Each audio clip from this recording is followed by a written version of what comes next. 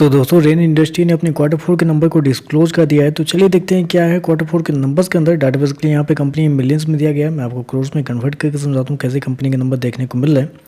तो देखिए पिछले क्वार्टर की बात करें तो पिछले क्वार्टर में कंपनी का टोटल रेवेन्यू जो कंपनी ने ऑपरेशन के थ्रू जनरेट किए थे 4100 करोड़ के आसपास, पिछले साल 5253 करोड़, जबकि अभी देखें तो कंपनी का रेवेन्यू गिर के 3670 करोड़ के आसपास आपको देखने को मिला है। तो साल दर साल देखें तो साल दर साल कंपनी के रेवेन्यू के अंदर एक अच्छी खासी गिरावट आपको देखने मिले। ऑलमोस्ट बोल सकते हैं आप 30% के आसपास की गिरावट है साल दर साल कंपनी के रेवेन्यू के अंदर। वहीं अगर क्वार्टर क्वार्टर जाते हैं तो क्वार्टर क्वार्टर भी कंपनी के रेवेन्यू के अंदर वही ऑलमोस्ट बोल सकते हैं 8% के आसपास की गिरावट है। तो क्वार्टर क्वार्टर साल दर साल कंपनी का रेवेन्यू आपको गिरता हुआ देखने को मिल रहा है।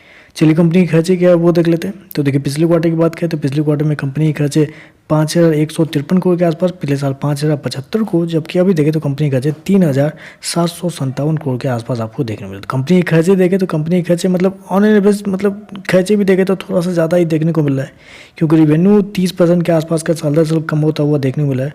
और खर्चे देखें तो खर्चे मतलब उससे थोड़े से ज़्यादा आपको देखने को मिला है। चलिए कंपनी का नेट प्रॉफिट क्या निकलता है वो देख लेते हैं। तो देखिए पिछले क्वार्टर की बात करें तो पिछले क्वार्टर में कंपनी 1078 करोड़ के लॉस में थी, पिछले साल 141 करोड़ का मुनाफा था, जबकि अभी देखें तो कंपनी 116 करोड़ के घाटे में आपको जाते हुए देखने को मिली। तो कंपनी का आप कह सकते हैं कि साल दर साल जहां कंपनी प्रॉफिट में डील करती हुई आपको देखने को मिल रही थी, वहाँ अभी देखें तो कंपनी नुकसान यानी कि लॉस में जाती हुई आपको देखने को मिल रही है।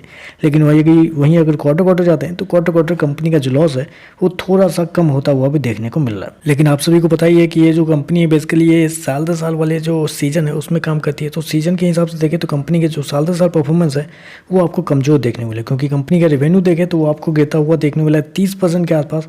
और कंपनी जहां पिछले साल मुनाफे में आपको डील करती हुई देखने को मिल रही थी, वहां अभी देखें तो कंपनी एक अच्छे खासे लॉस में आपको जाती हुई देखने को मिल रही। ईपीएस की बात कर लेते हैं। तो देखिए पिछले क्वार्टर में कंपनी का ईपीएस 33 रुपये माइनस का था, पिछले साल 3 रुपये का था, अभी देखें तो वो गिर के 4 रुपये 34 पैसे माइनस का आपको देखने मिलता है। तो साल दर साल देखें तो कंपनी का ईपीएस भी आपको साल दर साल मुनाफे से घाटे में आपको जाता हुआ देखने को मिला है। तो ओवरऑल देखें तो मेरे हिसाब से फिर से कंपनी की तरफ से एक खराब नंबर आपको देखने को मिल रहा है, क्योंकि पिछले क्वार्टर में भी कंपनी के नंबर थोड़े से खराब आए थे और उसके अंदर गिरावट आपको देखने को मिली थी।